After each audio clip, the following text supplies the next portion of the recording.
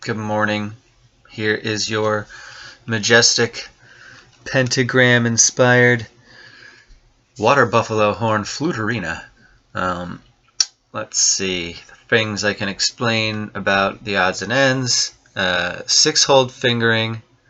Okay, very much like it operates exactly like a regular standard Native American style flute. I will explain that in just a second. Water buffalo horn attached to a piece of redwood, which is a softer, it's in the very soft range of woods in terms of density. So wrap this thing up when you're not playing it with like a protective cloth or something like that, because if it gets bumped or even possibly it's soft, like, so you could easily scratch it with a fingernail or things that have edges or sharp stuff. So keep that in mind for the redwood cap.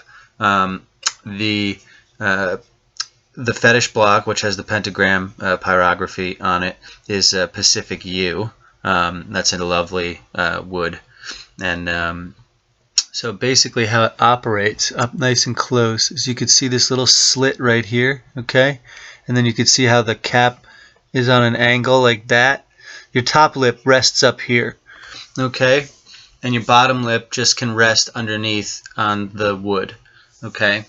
And then all you do is you rest your top lip on the top edge. You put your bottom lip on the bottom. Make sure that there's like no air leaking out from the sides of your mouth, and just blow through the slit as if you were blowing an eyelash off your finger. Very, very gentle.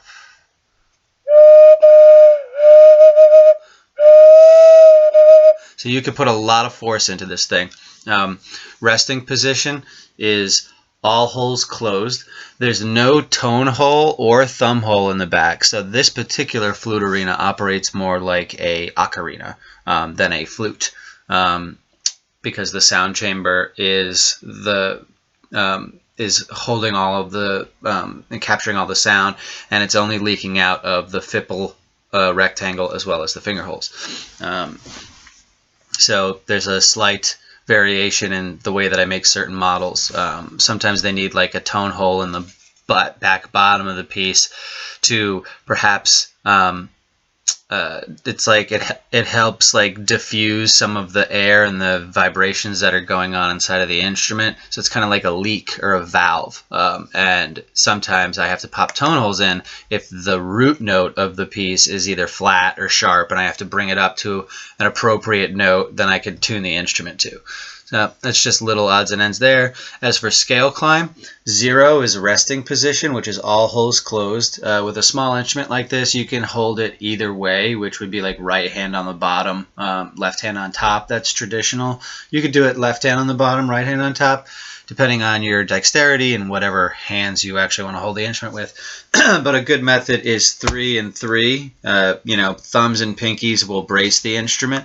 And then see, as you can see, 3 and 3, thumbs are in the back, and then like you can put your pinkies literally anywhere on the piece to just like let them relax. Let your hands kind of get used to like holding it. You may have muscle memory, like cramps and stuff as you play it, if you've never played a native style flute before. But what's good about this is that the finger spacings are really close together, so it's perfect for novice, beginner, even a kid could play this thing without a problem. That's the best part about the way that I make the mouthpiece, is that you literally just blow on it like a whistle, and you don't have to be too forceful with your breath. Like, it will respond to the different pressure sensitivities that you force through the instrument. So here's the scale climb. We've got all holes closed, which is 0, which is the root note D. So you can blow that D really hard and pitch bend it up until you force so much air through the instrument it'll make it break. But the good part about this flute is that it can take a lot of wind, and so you will have a fun time being able to shift between the notes and vary their expressivity. So this is the hold. 0, 1, 2, 3, and then if you want to play the native minor, you keep 4 down and you open 5 and 6, okay? And that sounds like this. You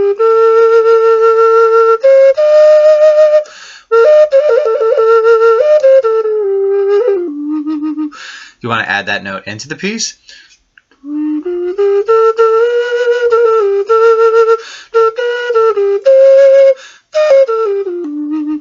Okay, and then some secret notes.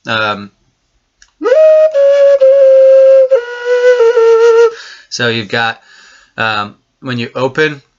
So this is a combination. Actually, pretty much like all of the holes on their own will audibly play a tone. Within the whole climb, you'll have a variation that you can explore. There's a lot of possibilities within this thing, and that's the best part about the tiny ear models, is that they pack like a little bit more than, you know, a full octave's worth of range. Sometimes these guys get upper register capabilities with, like, you know, if you blow twice as hard, like, it'll pop up and, like, you know, hit like a note that is actually in tune. Not this one in particular. You can force it to do some stuff like that, though. Let me see what I can do.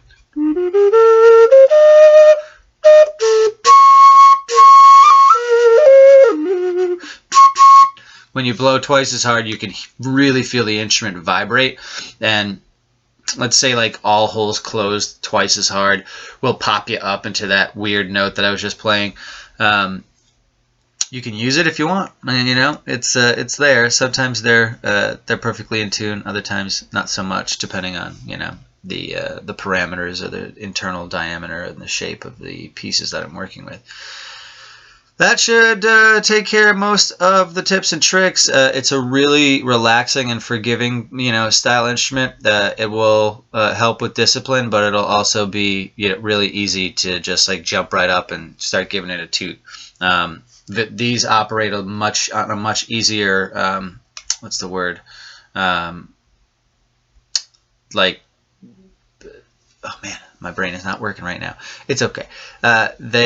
The learning curve for jumping up on these is much shorter and easier than something like these a lot of the time. So that's really rad. And aside from that, if you want to wipe it down with like some carnauba wax, any sort of like beeswax, like, you know, wipeable paste type stuff that's meant for wood or preserving furniture or things like that. Carnauba wax is my favorite. It's a natural paste. You can get it in most hardware stores. In the section where they would keep all the wood stains and stuff, like, you know, the polyurethanes, the lacquers, the finishes, all the different colored stains to, you know, stain wood with, it would be in that area in most places to go if you want to shop for it in a store. I think I've found it in Home Depot before, and, you know, any True Value and Ace Hardware, most places.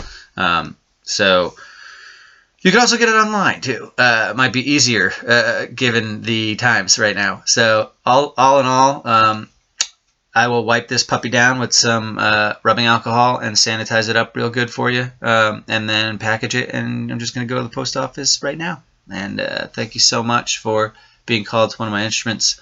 Remember, this one is in D minor.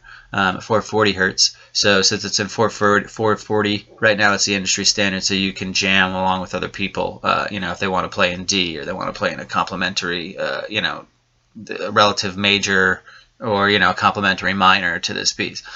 So have fun. The whole aspect of flutes is patience and experimentation, and just, you know, using your voice and you know, breathing out your truth, and, you know, your prayers and things like that. So I hope this treats you well, and thank you so much for supporting me and my craft and my mission in life. Thank you.